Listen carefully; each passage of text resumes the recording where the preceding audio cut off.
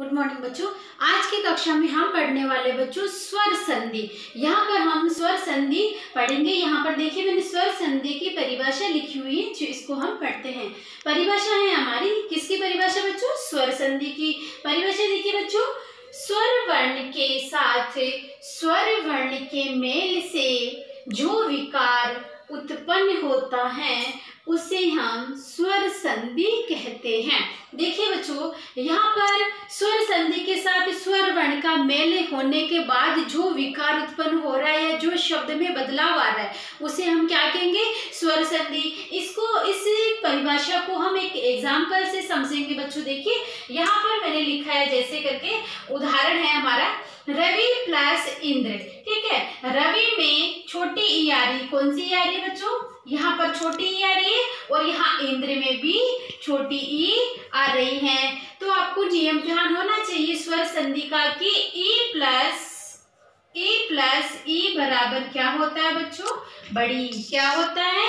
E plus ई, यानी कि छोटी और छोटी ई को जोड़ेंगे तो क्या बनेगा बच्चों? बड़ी ई। तो यहाँ पर रवि रे हमने ऐसा कैसा लिख दिया। फिर हमारी छोटी ई को हम क्या करेंगे, क्योंकि यहाँ पर जोड़कर बड़ी ई बनाना, तो हम छोटी ई को यहाँ पर हम अभी नहीं लिखेंगे। रे के बाद हम डायरेक्ट क्या लिखेंगे बच्चों? वे।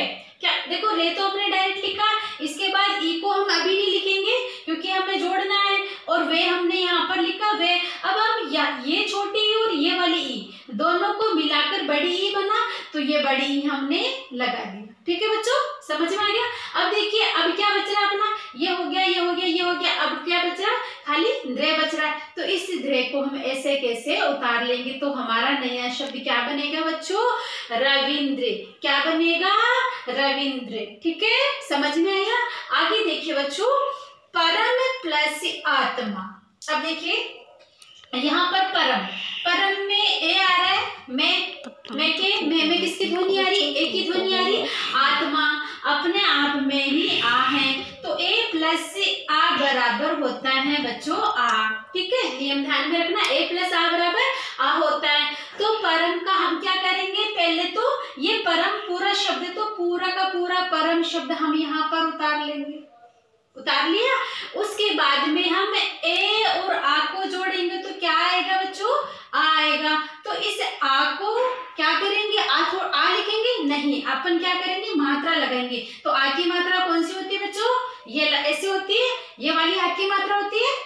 तो इस तरीके से हमने आ की मात्रा लगा दी। अब यहाँ पर अपना अगला शब्द क्या बच रहा है? देखिए खाली माँ बच रहा है, तो ये हमने ऐसा कैसे उठा के यहाँ पर लिख दिया। समझ में आ गया?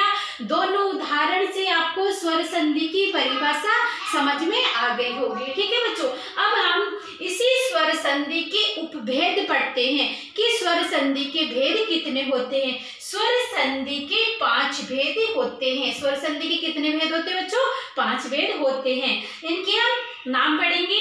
सबसे पहला उपभेद इसका दीर्घ स्वर संधि।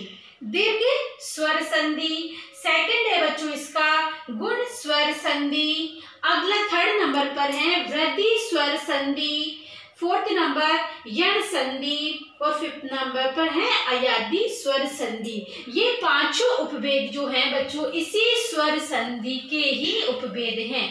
जब हम स्वर संधि के कुछ शब्दों का हम विच्छेद करते हैं तो इन्हीं सारी संधियों से हमें वो शब्द आते हैं, या हमें इन्हीं सारी संधियों के जो शब्द होते हैं उन्हीं से हम विच्छेद करते हैं। ठीक है बच्चों, इस तरीके से आज हमने क्या पढ़ा? स्वर संधि और इसके उपभेद जो बच्चों हम अगली कक्षा में पढ़ेंगे। थैंक यू बच्चों।